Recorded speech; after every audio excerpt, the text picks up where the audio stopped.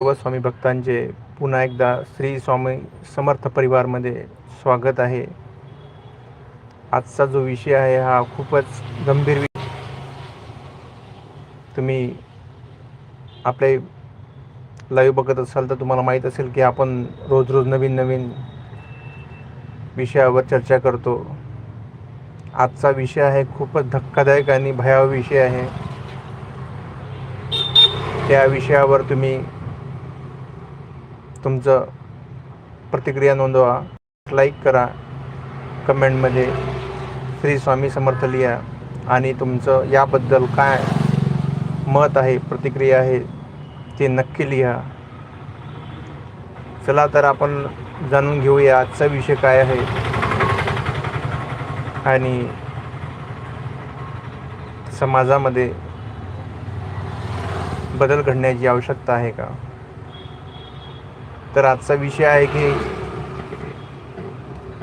जळगाव जिल्ह्यातून एक धक्कादायक भयावह घटना समोर आली आहे की येत्या मागील 6 ते 8 महिन्यामध्ये जवळजवळ 29 नवतरुण मुलांनी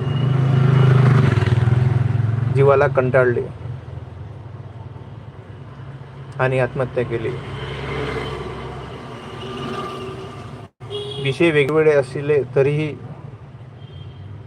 कोणी तरुण लग्न होत नाही म्हणून चुकीचं पाऊल केलं, कोणी कौटुंबिक कलहामुळे जीवन संपवलं, कोणी आर्थिक तंगीमुळे जीवन संपवले. पण तरी प्रश्न हा हवा आहे की तरुण आयुष्य का संपवत आहे. ही समाजासाठी पचणारी गोष्ट नाही आहे. खूप भयावह परिस्थिती आहे. जळगाव जिल्ह्यास काय बाकी इतर जिल्ह्यातून संपूर्ण महाराष्ट्रातून बातम्या येतात. मुलं नैराश्यामध्ये जात आहेत. तर त्याला काही प्रमाणात समाजही जबाबदार आहे का, की त्याला कोण जबाब आहे, याबद्दल आपण पूर्ण व्हिडिओभर सविस्तर चर्चा करणार आहोत. आज जळगाव जिल्ह्याचं उदाहरण पकडलं. जळगाव जिल्हा हा प्रगतशील जिल्हा म्हणून त्याची ओळख आहे. उच्च प्रतीचे केळी उत्पादन करून देश विदेशात त्याचं निर्यात होते आणि अशा जळगाव जिल्ह्याला असं ग्रहण लागणं म्हणजे खरंच धक्कादायक बाब आहे. तर हे ग्रहण का लागलं, याला जबाबदार कोण. आज रोजी मुलं खूप सुशिक्षित बनली, जेमतेम नोकरीवर पण लागलेली आहेत, साधारण पैसे कमवत आहेत, पण तरीही नैराश्यामध्ये जात आहे. काही तरुणांचे लग्न होत नाही म्हणून जीवन संपवत आहे. काही आर्थिक तंगीला कारणीभूत राहून जीवन संपवत आहे. काही कौटुंबिक कलह असल्यामुळे जीवन संपवत आहे. तर तरुण जीवन संपवत राहिला तर येणारं भविष्य कसं राहील, यावर तुमचं मनोगत नक्की लिहा, कमेंटमध्ये लाईक करा. पूर्ण सविस्तर आपण याबद्दल चर्चा करणार आहोत. जबाबदार कोण आहे, याच्यावर उपाय काय आहे, या समस्येचा उगम कुठून झाला, यावर सविस्तर आपण बोलणार आहोत. पण त्याआधी मी सर्वांना सांगू इच्छितो की आज जळगाव जिल्ह्याचं उदाहरण पकडलं तर जळगाव जिल्हा जवळजवळ प्रगतशील जिल्हा म्हणून ओळखला जातो. आणि आज जळगाव जिल्ह्यातून अशी बातमी समोर येणे म्हणजे खरंच धक्कादायक बातमी आहे. आज मुलांकडे चांगली साधारण शेती आहे, बागायतदार शेती आहे, ओलिताखालची शेती आहे, साधारण 5-7 एकर जमीन आहेत मुलांकडे, शेतकरी मुलांकडे. स्वतःचे पक्के घर बांधलेले आहे. शेतीला लागणारी जे सामग्री राहते, ट्रॅक्टर असो की शेतीचे जे अवजार असो, जवळजवळ आहेत. इतकं सर्व असूनही त्या मुलांची लग्न जुळत नाहीत. त्यामुळे ते मुलं निराशेमध्ये जातात. आज 25-30 वर्षाचा झाला की समाजामध्ये प्रश्न विचारला जातो, तू लग्न केव्हा करणार?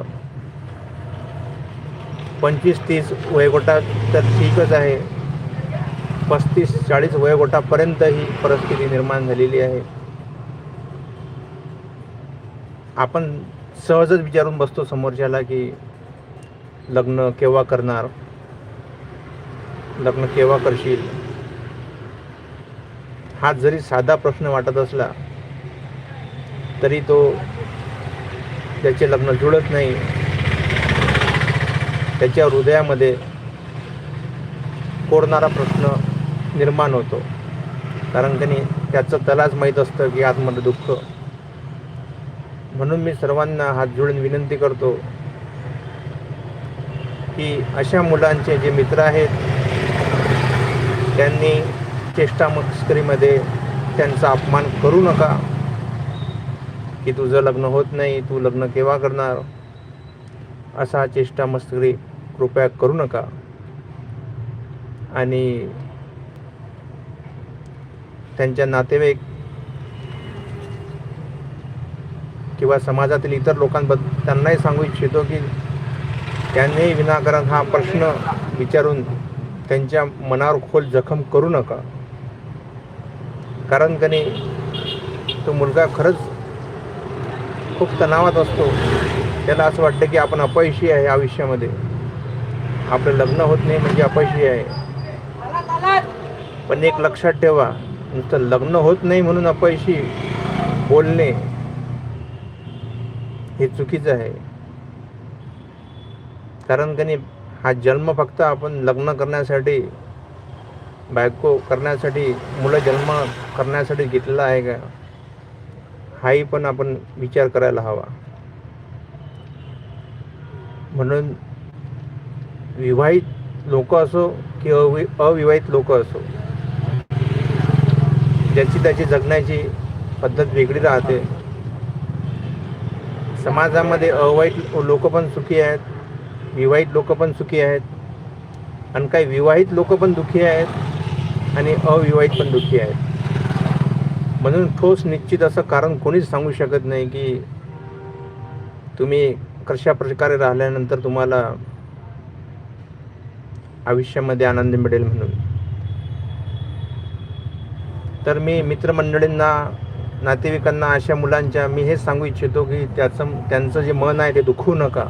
चेष्टा मस्करी नेहमी करून त्यांना हृदयावर जखम करू नका की लग्न केव्हा करशील, लग्न केव्हा करशील, लग्न केव्हा करशील,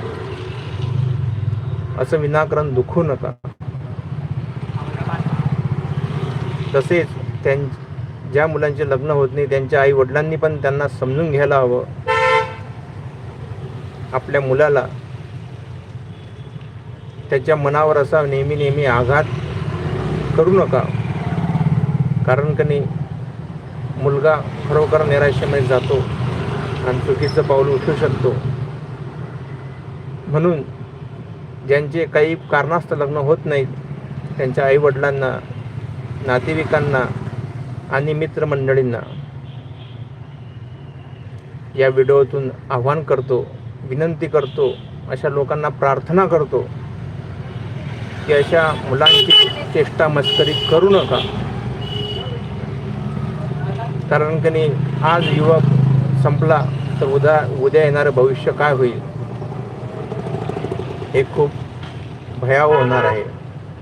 म्हणून एक गोष्ट लक्षात ठेवा, त्यांच्यावर जर आज पाळी असली तर उद्या आपल्यावर येऊ शकते अथवा आपल्या मुलांवरही पाळी येऊ शकते. म्हणून हा प्रश्न जेवढा साधा वाटला तेवढा विषय साधा नाही आहे, खूप गंभीर विषय आहे. आता याला जबाबदार कोण आहे? समाजामध्ये जी विषमता वाढली, श्रीमंत गरिबीची जे दरी वाढली, आणि शहरीकरण, ग्रामीण भाग यातला जो तफावतपणा वाढला, हा पण कुठे ना कुठे याला जबाबदार असू शकतो. म्हणून मी तुम्हाला आवाहन करतो की तुम्ही एक लाईक करून तुमची प्रतिक्रिया नोंदवा, तुमची कमेंट नोंदवा. म्हणजे तुमची एक सकारात्मक कमेंट कोणाचं ना कोणाचं आयुष्य बदलू शकते, अशा मुलांना धीर मिळू शकतो. म्हणून तुम्ही एक चांगली कमेंट करा. एक आपला मित्र म्हणून, एक आपला भाऊ म्हणून अशा मुलांसाठी एक कमेंट करा की त्यांच्या जीवनामध्ये एक वेगळा बदल होईल आणि ते निराशातून बाहेर येतील. यावर श्री स्वामी समर्थ पण सांगतात की आयुष्यामध्ये संकट खूप येतात, पण संकटामध्ये धैर्य, श्रद्धा आणि संयम, धैर्य, श्रद्धा आणि संयम या 3 गोष्टी संकटकाळी पाळणे आवश्यक आहे. तरच ते त्या आयुष्याचा आपण योग्य तो निर्णय घेऊ शकतो आणि या संकटातून बाहेर येऊ शकतो. म्हणून स्वामीवर विश्वास, धैर्य आणि संयम स्वतःवर ठेवणे आवश्यक आहे. तेव्हाच आपण या गंभीर विषयावर मात करू शकतो. हा प्रश्न तुम्ही जर बघत असला तर हा खूप म्हणजे साधा सुद्धा वाटत असला जरी तुम्हाला, तरी या जळगाव शहरापुरती किंवा जिल्ह्यापुरती किंवा इतर जिल्ह्यापुरती राहिलेलं नाही आहे. हा संपूर्ण आपल्या महाराष्ट्राचा एक मोठा विषय बनलेला आहे आणि याचे परिणाम भविष्यामध्ये खूप वाईट होतील. कारण की मुलं असे जीवन संपवत राहिले, मग ते कोणतंही कारण असो, लग्न होत नाही, आर्थिक मंदी किंवा कौटुंबिक कलह, कारण कोणतेही असो, तरुण मुलं जर असे नैराश्याचे जाऊन चुकीचं पाऊल उचलतील तर येणारं भविष्य फार धोकादायक राहणार आहे. तुम्ही आता हा व्हिडिओ बघत असाल, तुमच्याही गावामध्ये, तुमच्याही नातेसंबंधामध्ये, तुमच्या मित्र परिवारामध्ये असे प्रकारचे लोक असतील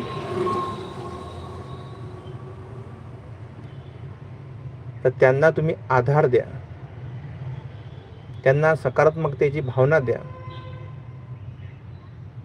कारण की मित्र तोच असतो खरा, जो सहारा देतो. नातेवाईक तेच खरे असतात, ते सपोर्ट करतात. आणि समाज तोच असतो, चांगला समाज तोच असतो की इतरांना आधार देतो. म्हणून आपले प्रयत्न असणे आवश्यक आहे की अशा लोकांना आपण साथ द्यायला हवी. आता विषय हा असा आहे की मुलांवर अशी पाळी का आलेली आहे.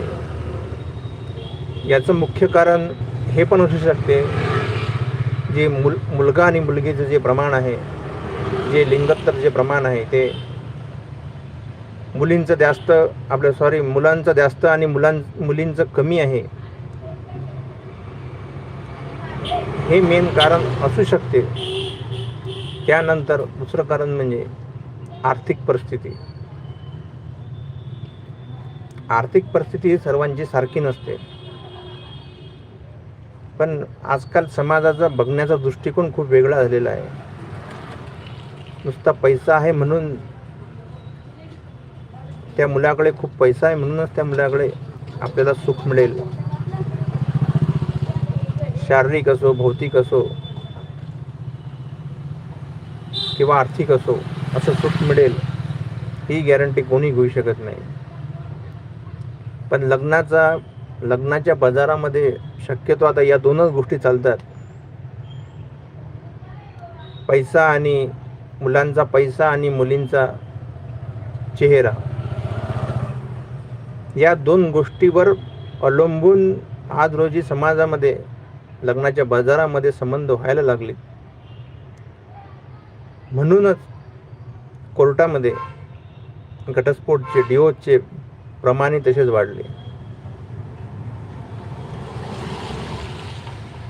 50पेक्षा जास्त केसेस 100 पैकी असतील तर ह्या सगळ्या घटस्फोटच्याच केसेस चालू असतात. तर याला कारणीभूत आपणच आहोत का? आपली बदललेली विचारधारणा आहे का? मुलीचा सुंदर चेहरा, मुलाचा खूप पैसा, या 2 गोष्टी बघूनच लग्नाच्या बाजारामध्ये बोलणी होते का? आणि त्यावरच लग्न ठरतं का आणि होतं का? पण ते पुढे टिकतं का? हाही आपण विचार करायला हवा. म्हणून जो मेन मुद्दा आहे त्याच्याकडे आपण दुर्लक्ष केलं. मुलगा निर्वसनीय आहे का? आयुष्यामध्ये प्रगती करू शकतो का? आणि मुलगी संस्कारी आहे का? घरदार सांभाळू शकते का? या 2 गोष्टी न बघता आपण इतर दुसऱ्या गोष्टी बघायला लागलो. आणि त्याचं कारण पण हे असू शकतं की समाजामध्ये घटस्फोटचे प्रमाण वाढत चालले. मग मुलींच्या अपेक्षा वाढल्या म्हणून मुलांचे लग्न होत नाहीत. आर्थिक परिस्थिती कमजोर आहे म्हणून मुलांचं लग्न होत नाही. याला सरकार पण कुठे ना कुठे जबाबदार आहे. सरकारने पण समाजामध्ये विषमतेची दरी निर्माण केली का? शहरी भाग, ग्रामीण भाग यामध्ये अंतर केले का? खाजगी नोकर, सरकारी नोकर यामध्ये अंतर केले का? जे सामाजिक स्टेटस असतं त्याच्यामध्ये अंतर झालं का? या अशा गोष्टींमुळे पण याच्यावर परिणाम झाला आहे.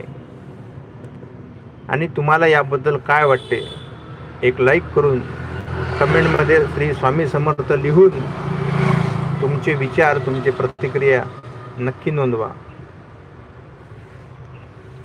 आणि अशा मुलांसाठी एक प्रेरणादायी अशी कमेंट लिहा की अशा मुलांना ती कमेंट वाचून त्यांच्या आयुष्यामध्ये सकारात्मकता निर्माण होईल अशी एखादी कमेंट करा. सर्वांना हात जोडून विनंती करतो. आणि अशांना समजून पण घ्या. कारण की आईवडिलांनी, मित्रांनी, नातेवाईकांनी आणि समाजाने अशा मुलांना क्षणोक्षणी त्यांची चेष्टा मस्करी किंवा त्यांना अपमानित होईल असं वागू नका. कारण की देश हा तरुणांवर चालतो आणि तरुणच संपत चालले तर देशाचं कसं होईल, कुटुंबाचं कसं होईल. आज आधीपेक्षा साधारण सर्व सुशिक्षित लोक झालेले आहेत.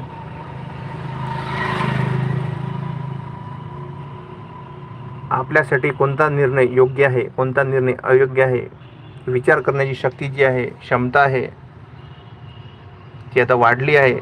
कारण की सुशिक्षिततेचं प्रमाण वाढलं, पण तरीही समाजामध्ये असे गंभीर प्रश्न का निर्माण होत आहे? मुलं नैराश्यामध्ये का जात आहे? त्यांना मार्गदर्शनाची गरज आहे का? हे पण विचार करायला हवा. आपण लग्न होत नाही म्हणून जीवन संपवणे हा विषय तर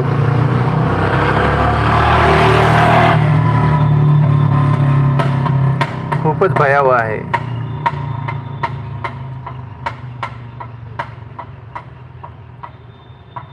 इथून जोरदार बुलेट ट्रेन गेली, बुलेट गाडी जी गेली, हे असे काही श्रीमंत असतात. आणि अशी श्रीमंती पाहून मुलीकडचे मुलांना मुलगी देतात आणि नंतर पश्चाताप करतात. म्हणून मुलगी देताना मुलगा चांगला आहे का तो बघावा, निर्व्यसनी आहे का तो बघावा. पण समाजाचं दुर्दैव वाढत चाललंय की समाजामध्ये दूध विकणाऱ्यांना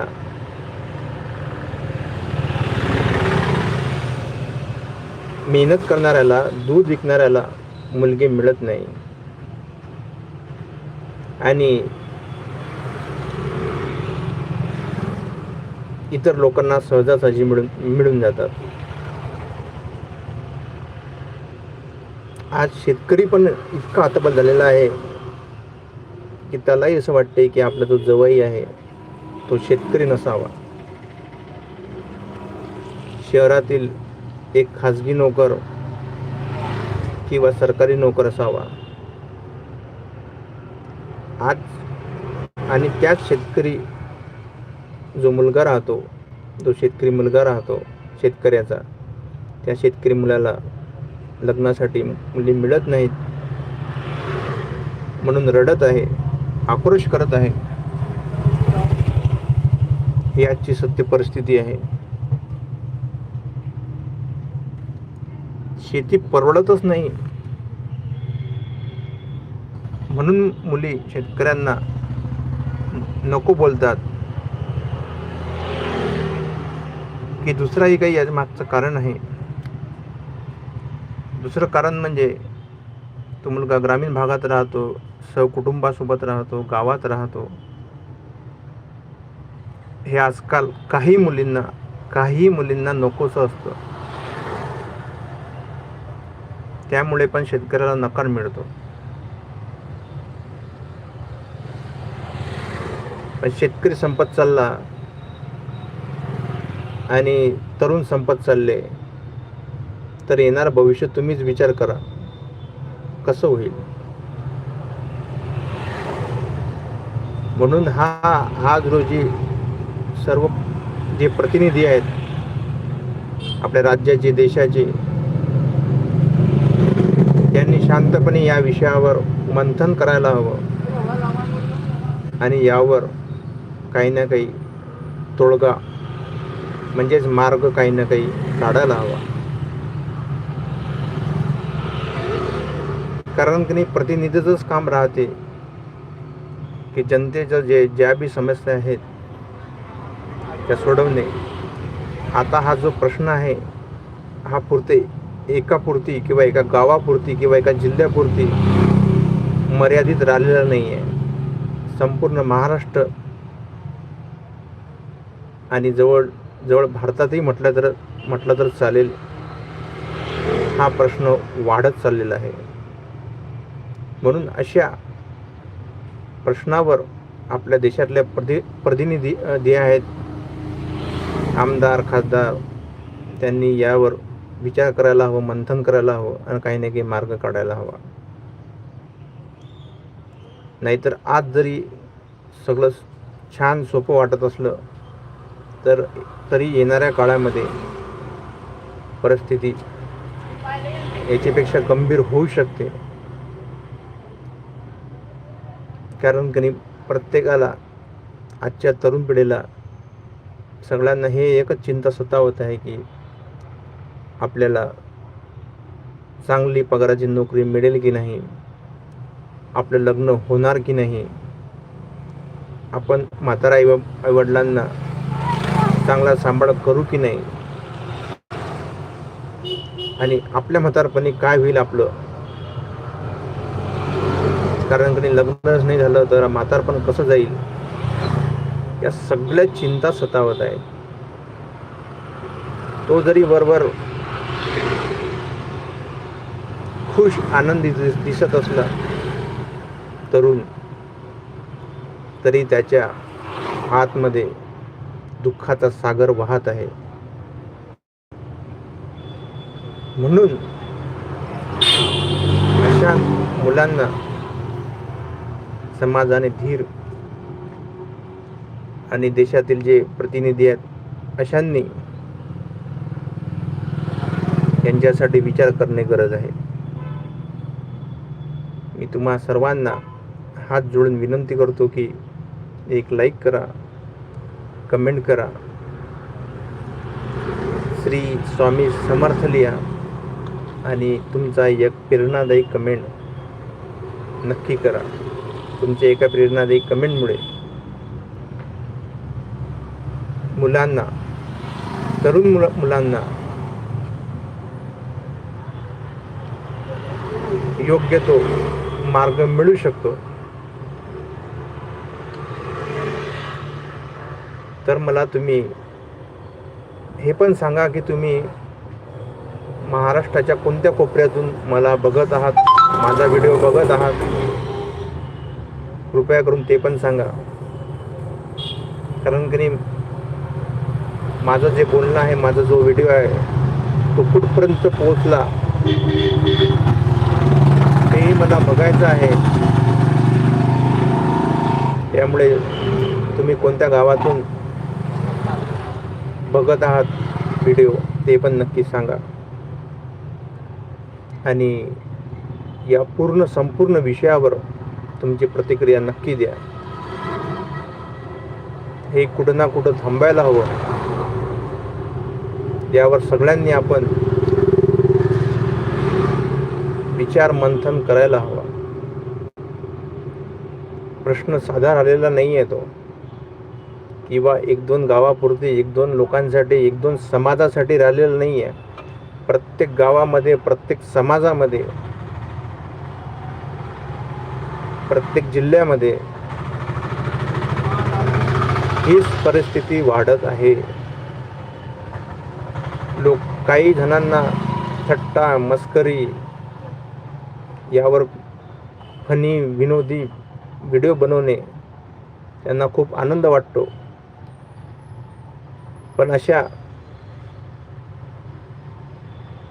फालतू विनोदी व्हिडिओमुळे अशा मुलांवर किती विपरीत परिणाम होत असतील याचा पण अशा फालतू व्हिडिओ बनवणाऱ्या लोकांनी पण विचार करायला हवा. आणि जे थट्टा मस्करी करतात अशा लोकांनी पण विचार करायला हवा. लग्न न झालेल्या मुलांवर याचा किती वाईट परिणाम होतो, त्यांच्या मनावर किती वाईट परिणाम होतो. म्हणून मी सर्वांना आवाहन करतो की जे अविवाहित आहेत, त्यांचे काही कारणास्तव लग्न होत नाही आहेत, जुळत नाही आहेत, अशा मुलांबद्दल अपमानजनक फनी विनोदी व्हिडिओ बनवू नका. त्यांची थट्टा मस्करी करू नका. त्यांना उलटा आधार द्या. विनोदी व्हिडिओ बनवण्यासाठी बाकी इतर विषय आहेत, पण या विषयाला बोट लावू नका. कारण की हा विषय जेवढा साधा दिसतो तेवढा साधा नाही आहे. म्हणून आपलं समाजाचं पण एक कर्तव्य आहे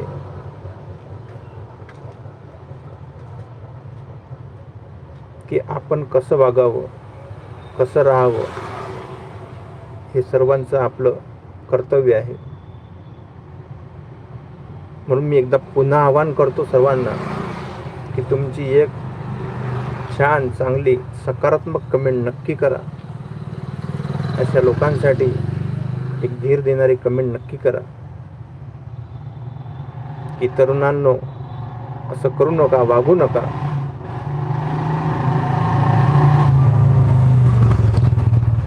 अशी एक कमेंट नक्की करा. आणि जाता जाता मी सर्वांना, म्हणजे जे नैराश्यामध्ये आहेत मुलं, काही कारण असो, लग्न असो, आर्थिक तंगी असो किंवा कौटुंबिक कलह असो, त्या सर्व तरुणांना मी आता व्हिडिओच्या शेवटी हात जोडून आव्हान करून मी त्यांना एक विनंती करतो की हे जे जीवन आहे हे अमूल्य आहे. माणूस एकदाच जन्म घेतो आणि एकदाच मरतो. त्यामुळे जोपर्यंत आयुष्य आहे तोपर्यंत सुख समाधाने जगा, आनंदी जगा. स्वतःच्या शरीरावर प्रेम करा, निरोगी राहण्याचा प्रयत्न करा आणि कोणत्या छंद जो असतो त्या छंदामध्ये छंद जोपासा. म्हाताऱ्या आई वडिलांची सेवा करा, काही गरजूंना समाजामध्ये मदत करा.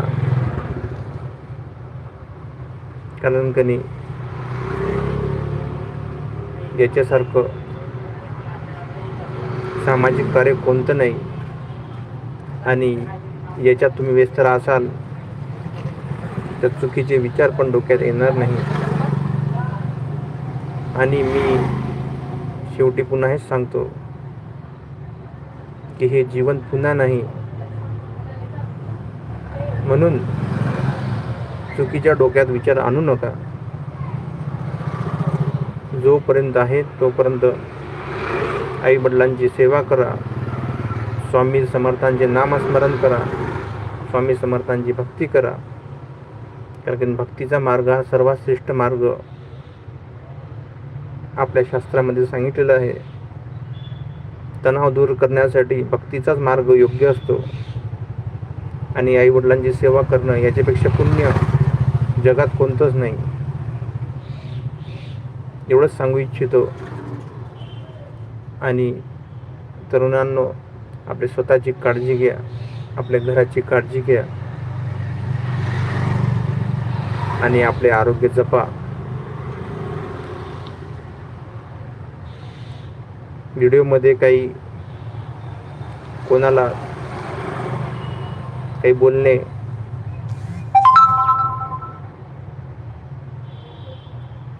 माझे काही लागले असेल तर त्याबद्दल मी माफी मागतो. मी सत्य परिस्थितीवर बोलण्याचा प्रयत्न केला आणि हा जो व्हिडिओ आहे हा नक्की तुम्ही लाईक, शेअर, कमेंट आणि आपल्या स्वामी भक्त परिवार चॅनलला सबस्क्राईब नक्की करा. आणि असे सामाजिक विषय बघत राहा. धन्यवाद.